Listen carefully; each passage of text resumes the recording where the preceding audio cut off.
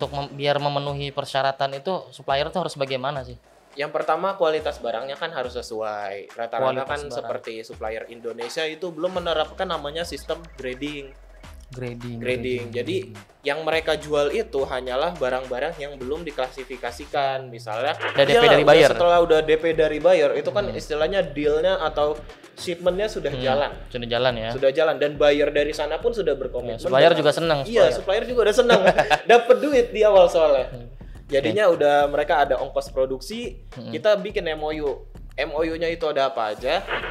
Ya pokoknya jangan sampai jangan sampai lah ini dia nikung ya. Iya, nikung muter-muter gitu. Lah ini orang nanti sakitnya tuh di mana misalnya? Aduh, sakitnya tuh di sini. Oke, bagi teman-teman eksportir yang ingin mengakses layanan supplier di Mr. Eksportir ya, bagaimana Mr. Kelvin caranya? Caranya adalah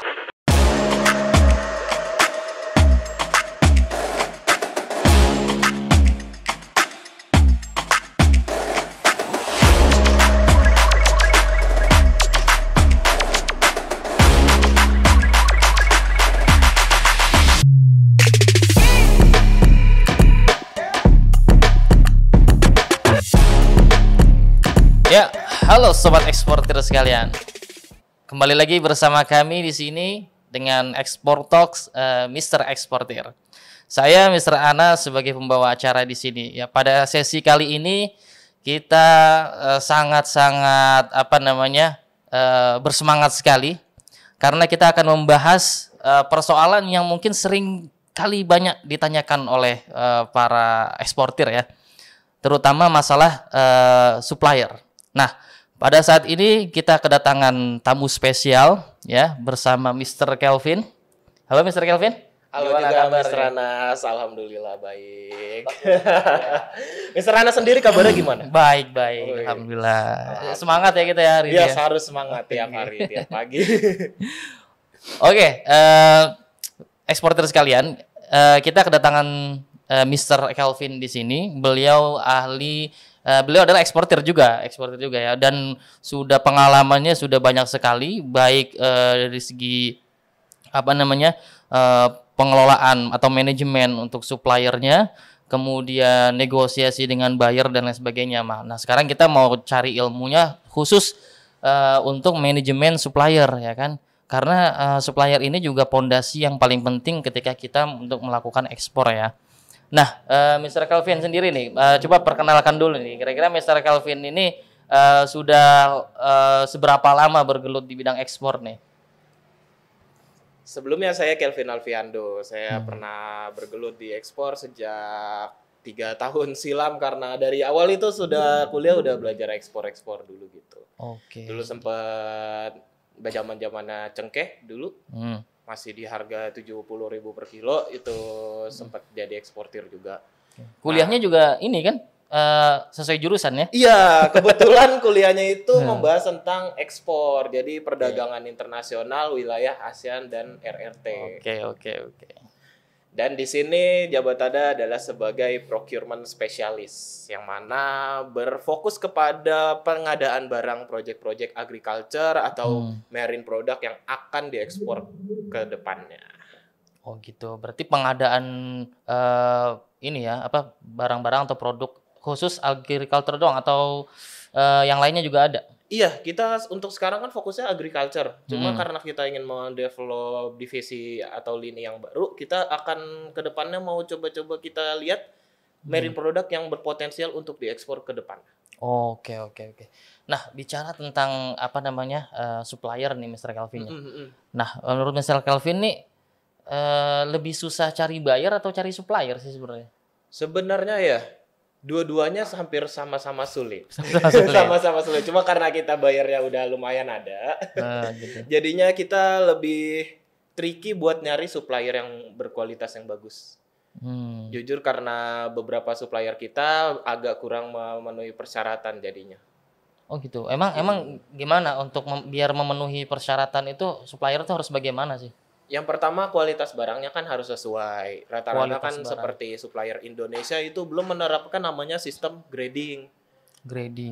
Jadi yang mereka jual itu hanyalah barang-barang yang belum diklasifikasikan. Misalnya seperti kayu manis itu mereka baru menjualnya yang seperti stick panjang, belum di grading seperti A yang berapa senti atau berapa panjang sentinya, misalnya 5 senti atau 12 senti. Nanti kalau misalnya sudah di grading itu sebenarnya menjadi nilai poin lebih tersendiri bagi supplier yang akan kita coba promosikan. Nah, yang kedua adalah supplier Indonesia belum mempunyai sertifikasi hasil uji lab terhadap produknya sendiri, yang mana situ akan sangat mendukung untuk produk-produknya yang akan dijual. Jadi terkadang buyer itu kan meminta spesifikasi detail produknya seperti apa.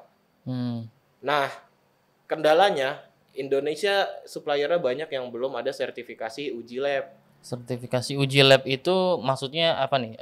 Certificate of analysis. Oh, kayak ini ya. Kandungan itunya apa, ya kandungan seperti kadar air, atau misalnya kalau cengkeh ada foreign matter-nya itu belum diujikan. Jadi beberapa kasus ketika kita mengirimkan barang-barang yang belum ada certificate of analysis-nya, itu seringkali tidak menemukan antaranya korelasi dengan apa yang diinginkan oleh buyer ya. Spesifikasi dari buyer maksudnya. Iya, spesifikasi dari buyernya itu nggak ketemu sama supply-nya. Gitu jadi Mr. Anas. Oke. Itu kan tadi di produk agri-produk ya, agrikultur ya. Agriculture. Ya. Khususnya mungkin tadi kalau kayu manis tuh species ya. Iya, rempah-rempah. Rempah-rempah ya. Nah, gimana kalau misalkan produknya itu yang produk olahan gitu. Produknya produk olahan. Itu gimana tuh? Seperti contohnya frozen food ya. Ya bisa frozen food atau mungkin dia untuk bahan baku yang sudah diolah gitu misalnya. Untuk frozen food sendiri itu sebenarnya sertifikasi yang harus dilengkapi itu agak lebih kompleks lagi, karena istilahnya itu adalah barang-barang olahan yang untuk dikonsumsi. Maka yang disertifikasi selain produknya, itu yang harus disertifikasi adalah cara pengolahannya. Makanya seperti kita kadang mendengar ada istilah HACCP. HACCP ya. HACCP itu kan untuk produk kelautan. Oke. Nah, jika sudah ada sertifikasi HACCP-nya, berarti produk yang bersangkutan atau proses bersangkutan sudah istilahnya disurvei lah sama kementerian terkait, seperti Kementerian KKP, disurvei bahwa sudah memenuhi syarat dan layak untuk diperjualbelikan. Oke. Berarti kalau bisa dibilang nih syarat untuk kita mencari supplier yang bagus ya, itu salah satunya mereka sudah punya sertifikat analisisnya, kemudian sudah bisa grading juga gitu ya. Tapi kadang gini Mr. Kelvin, misalnya kita dapat nih supply ya di suatu daerah, misalkan aja species lah, misalkan kayak cengkeh misalnya gitu ya, cengkeh atau pala dan yang lainnya. Di situ dari segi kuantiti itu banyak, berlimpah, terus dari harganya juga bagus gitu kalau misalkan buat kita ekspor gitu. Nah, tapi sayangnya memang dari mereka itu ya itu tadi mungkin belum bisa grading atau itu ada nggak sih sebenarnya instansi atau bagaimana caranya kita itu biar bisa edukasi mereka gitu? Waktu itu sih sebenarnya pernah ada. Jadi waktu itu supplier pala. Nah, mereka itu belum benar-benar tahu istilahnya gradingnya seperti apa. Mereka belum benar-benar mempunyai sertifikasi hasil uji lab-nya. Jadi yang kita lakukan itu sepertinya kita visit ke sana. Nanti kita lihat, cek barang-barangnya. Nanti bisa kita coba bantukan buat sertifikasi hasil uji lab-nya jika bayarnya membutuhkan sertifikasi uji lab. Nah, jika untuk di produk di ekspornya, kalau di ekspornya itu kan ada seperti SIP Kementerian Pertanian gitu, kayak phytosanitary. Nah, itu bisa dibantu uruskan dengan Mr. Eksportir. Oke, sobat eksportir, ya seperti yang dijelaskan tadi Mr. Kelvin, wah kita dapat banyak ilmu ya. Jadi kalau misalkan kita dapat source atau sumber atau supplier di mana dia berpotensi ya dari segi harganya masuk ya kan, terus kuantitinya banyak, cuman permasalahan di grading ya. Kita tadi disampaikan Mr. Kelvin, kita bisa visit, kita edukasi mereka gitu kan. Kita ajak instansi terkait ya, seperti apa tadi? Seperti istilahnya Kementerian Pertaniannya atau mungkin komunitas di sekitar sana ya. Iya, komunitas sana ya bisa ya. Karena di Mr. Eksportir juga ada komunitas ekspor juga nih, ya kan, jago ekspor, ya kan. Nah, jadi teman-teman eksportir juga nanti bisa kita bantu edukasi teman-teman untuk supply-nya gitu. Nah, sekarang Mr. Kelvin ya, tadi kan udah ada beberapa persyaratan ya, ketika kita memilih supplier yang baik, atau yang bagus ya. Nah, sekarang sistem kerjasamanya yang bagus nih seperti apa nih sama supplier nih? Apakah cuman sebatas cuman bicara gitu aja, atau ada hitam di atas, atau hitam di atas putih nih? Bagaimana nih? Biasanya kalau kita kerjasamanya mulai dari pengenalan barangnya aja dulu ya. Barangnya supplier punya seperti apa, spesifikasinya nanti coba kita tawarkan nih. Seandainya bayarnya udah deal, misalnya udah DP, kita bakalan perjanjian sama supplier ya, kita bikin perjanjian. Kita akan DP 20%. Nanti setelah barangnya selesai diproduksi, maka kita akan DP 30%. Which is akan mengcover total biaya 50%. Karena terkadang agriculture product itu benar-benar gak bisa kalau tanpa DP. Karena kalau kita mau beli produk ke petani itu benar-benar harus cash langsung di tempat. Oke. Iya, jadi kalau misalnya kita benar-benar gak ada modal, kita andalan kita melalui DP dari buyer kita. DP dari buyer ya? Okay. Iya, DP dari buyer kita. Baru setelah itu MOU? Iya, setelah itu kita tanamkan MOU. Nah, syarat-syaratnya apa aja yang di MOU nanti akan saya jelaskan lagi. Nah, ntar sudah 50%, kita lihat barangnya sudah siap dikirim ke 50%, dia mengirimkan lewat ekspedisi dan ekspedisi sudah confirm barangnya sudah sampai, barangnya akan didistribusikan ke gudang kita. Setelah kita sampai ke gudang kita dan quantity dan kualitas grade yang kita harapkan sesuai, itu baru kita lakukan pelunasan. Jangan sampai ketika kita sudah dibilang oleh ekspedisinya barangnya sudah dikirim dan penjualnya sudah minta pelunasan, itu kita sebisa mungkin jangan. Karena bisa jadi kualitas barang yang dikirimkan ke kita itu sangat berbeda dengan yang kita harapkan. Gitu. Kalau seperti itu kita benar-benar sudah terjadi kerugian. Berarti bisa dibilang gini ya, jadi kerjasama hitam di atas putih itu setelah ini ya closing gitu, ibaratnya setelah DP ada DP dari buyer. Setelah udah DP dari buyer itu kan istilahnya dealnya atau shipmentnya sudah jalan. Sudah jalan ya. Sudah jalan dan buyer dari sana pun sudah berkomitmen. Supplier juga senang. Iya, supplier juga udah senang dapat duit di awal soalnya. Jadinya udah mereka ada ongkos produksi, kita bikin MOU. MOU-nya itu ada apa aja? Kita kasih tahu we would like to purchase some commodities. Kita ingin memberi commodities dengan spesifikasi sebagai berikut. Quantity yang pertama. Terus nama produknya, grade-nya, dan sertifikasi hasil ujinya jika diperlukan. Kan terkadang seperti kita untuk menyiasati adanya seperti miskomunikasi sebenarnya. Jadi kalau misalnya kita maunya barangnya apa, nanti supplier yang ngirimnya apa, nanti ada beda. Nah, disitulah COA yang update terakhir itu harus dikirimkan, harus dilampirkan. Oke. Terus terkait pembayaran tadi yang disampaikan Mr. Kelvin ya, khususnya untuk produk ini ya, rempah-rempah ya. Biasanya ini pengalaman saya sih, itu mereka itu nggak mau nih pelunasan di gudang kita tuh nggak mau. Misalkan tadi kan disampaikan Mr. Kelvin, kita melakukan pelunasan ketika barang itu sudah ada di gudang saya nih, yang Jakarta misalnya nih. Itu biasanya mereka nggak mau, mereka maunya itu ya sebelum kontainer itu diberangkatkan dari gudang mereka itu harus sudah lunas. Harus lunas kan? Iya. Nah, itu gimana tuh? Caranya itu adalah gimana kita membonding emosi, kita membangun kepercayaan sama supplier kita kenalin ini kita loh, kita punya kantor di sini, misalnya kalau kita punya kantor, atau kalau nggak punya kita kenalkan aja diri kita ini punya buyer segini. Nah, nanti kalau misalnya udah barangnya udah mau sampai, nanti akan kita coba pelunasan. Intinya sih kalau misalnya seperti itu akan adanya seperti bonding lah, namanya supplier relationship management. Jadi bagaimana kita mengontrol emosi dan hubungan kita baik secara supplier dan buyer juga. Jadinya supplier itu fleksibel masalah terms of payment. Oh, berarti quality control bukan di gudang sana ya? Maksudnya kan ketika mereka sebelum berangkatkan barangnya nih, misalkan gudang saya di Jakarta, itu kita ke sana, ke gudang sana sekaligus melakukan quality control. Jadi nanti pas ketika sampai gudang kita itu memang sudah benar-benar barang itu sudah fix dan sudah sudah sesuai gitu.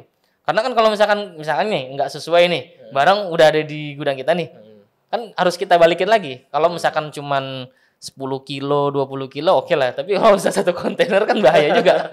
Iya, memang ya kan? Bahaya kan seperti itu. Cuma di situ ada solusi lain sebenarnya. Oh gitu. Jadi pernah waktu itu kita ada shipment 1 kali 20 feet. Memang kalau untuk grading segala macam pengawasan pemuatan barangnya di sana itu kita lakukan benar-benar di tempatnya. Jadi kita memang harus melihat secara langsung, kita nginep di sana. Ya, quality control langsung di iya, benar-benar kita quality control langsung. Cuma kan karena itu kan biasanya dipakai untuk supplier-supplier yang pertama kali baru masuk. Kalau misalnya dia udah sering atau misalnya sudah lama, kita udah kepercayaan, pabriknya kita juga udah tahu. Langkah-langkah seperti itu menjadi kurang inilah. Oh, berarti itu langkah awal aja tadi. Iya, langkah awal aja. Kalau misalkan sudah kita sering sudah sering shipment dari mereka, jadi sistem yang kedua tadi ya. Iya. Quality control di gudang kita gitu. Ya, jika ada malfunction atau ada malkomunikasi ya mungkin bisa dikomunikasikan dengan suppliernya gitu. Oke, sobat eksportir sekalian, tadi sudah jelaskan dari segi kerjasamanya udah, terus dari segi bagaimana cara quality controlnya, terus cara cari supplier yang baik dan benar, yang bagus bagaimana ya kan. Nah sekarang di Mister gini nih, kadang teman-teman eksportir tuh banyak yang mengeluh juga gitu, termasuk saya kadang-kadang. Kalau misalkan ada bayar kita nih kan, bilang sama kita, bilang gini, saya mau dong visit langsung ke pabriknya, saya mau lihat produksinya, nanti saya datang ke sana, saya bayar cash, lihat, timbang, langsung saya bayar. Nah itu bagaimana nih? Sedangkan posisi kita ini bukan produsen kan, kita kan sebagai eksportir ya nggak punya pabriknya atau pengolahannya gitu kan, atau gudangnya gitu kan mungkin kan. Jadi kita cuman sebagai marketingnya kan. Nah itu bagaimana mengantisipasi itu, Mr. Kelvin? Sebenarnya itu ada banyak pilihan, ada banyak cara, Mr. Anas. Jadi yang pertama itu kita bisa namanya tekan MOU dengan pabrik produsennya langsung. MOU-nya tuh isinya apa? Isinya itu biar pabrik atau produsennya langsung, intinya nggak menikung langsung ke bayarnya lah.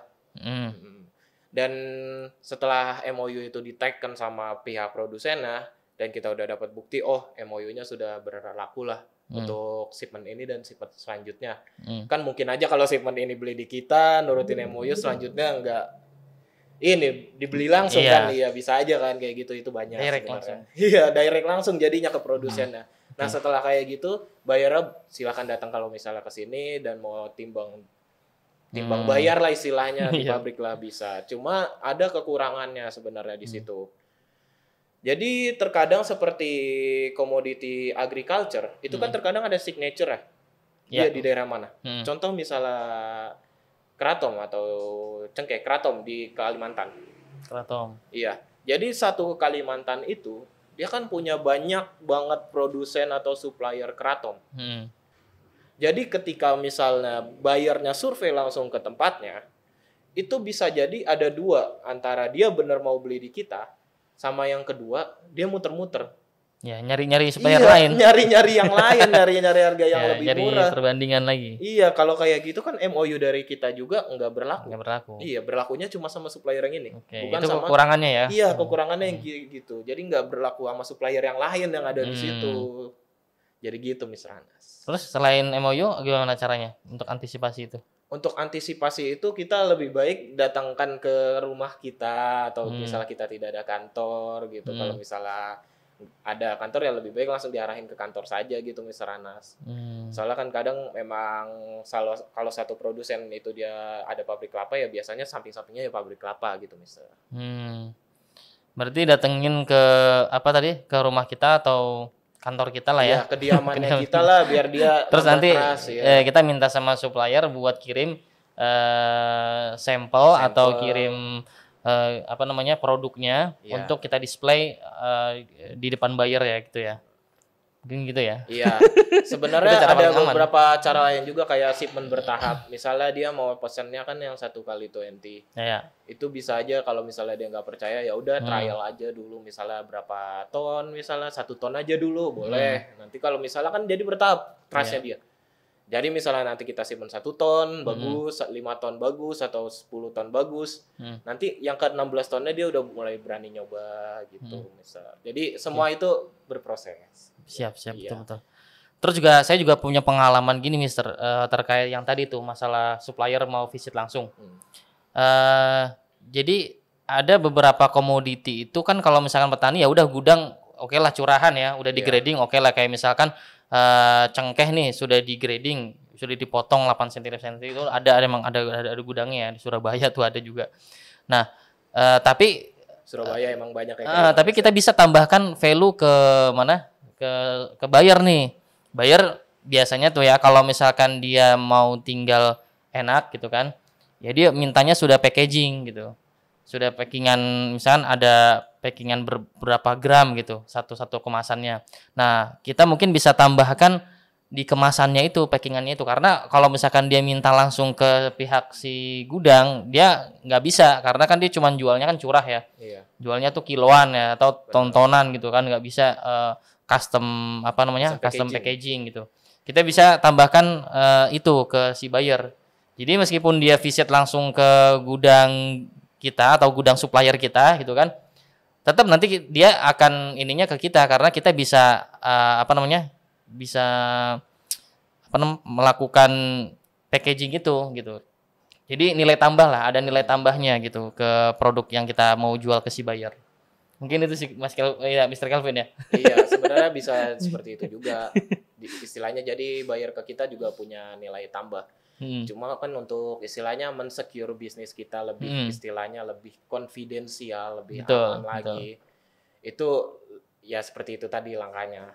Ya memang, pokoknya jangan sampai lah istilahnya. Dia nikung ya. Iya, nikung muter-muter gitu. Lah ini orang nanti sakitnya tuh di mana Mr. Kelvin? Aduh, sakitnya tuh di sini. Oke, Sobat Exor, udah berapa menit nih kita nih? Nggak terasa nih. Nggak terasa lah ya, udah lumayan lama. Ya, tadi berbagai macam ilmu sudah disampaikan oleh Mr. Kelvin ya dalam hal manajemen supplier ya. Bagi teman-teman yang menonton Export Talk ini, mudah-mudahan juga terbantukan gitu kan, menjawab keluh kesah ya teman-teman atau eksportir ya dalam hal manajemen suppliernya. Nah, mungkin dari teman-teman eksportir misalnya, kalau misalkan ada dari teman-teman yang mencari supplier gitu, mau cari supplier nih kemana sih gitu kan, bisa hubungin ke kontak Mr. Eksportir. Kita juga di situ juga ada layanan untuk supplier gitu. Jadi bisa kita bantu nih, untuk mencari kayu manis kita ada nih suppliernya. Ataupun teman-teman eksportir yang produsen atau yang supplier ya, yang supply khususnya agri produk ya, bisa juga kontak ke Mr. Eksportir untuk mendaftarkan produknya ke Mr. Eksportir. Siapa tahu nanti kita ada permintaan ya kan dari buyer, terus kita cek di daftar supplier ada teman-teman daftar di Mr. Eksportir. Nah, itu kita akan kontak pastinya, gitu kan? Benar banget. Ya nggak, Mr. Kelvin ya? Benar banget. Oke, bagi teman-teman eksportir yang ingin mengakses layanan supplier di Mr. Eksportir ya, bagaimana Mr. Kelvin caranya? Caranya adalah akses di website Mr. Eksportir. Jadi di situ ada kolom kontak us, nanti ada bagian untuk supplier. Nah, di situ bisa diisi aja data dirinya seperti nama, komoditi awalnya, dan asal daerah komoditinya. Nanti akan diarahkan ke website yang mana akan sistem menjawab. Nanti di situ akan komunikasi lebih lanjut, akan istilahnya mengirimkan detail-detailnya lah seperti foto, gambar, dan hasil uji lab dan lain-lainnya. Oke. Gitu, Mister. Oke, kira-kira dari Mr. Kelvin nih ada wejangan nggak nih buat para eksportir nih? Wejangan ya? Ada sih. Apa tuh? Jadi untuk para calon eksportir Indonesia, ketika menawarkan harga, jangan terlalu tinggi ya. Jadi kita kalau misalnya memasukkan produk kalian itu agak sulit karena harga yang ditawarkan adalah harga pasar yang retailnya.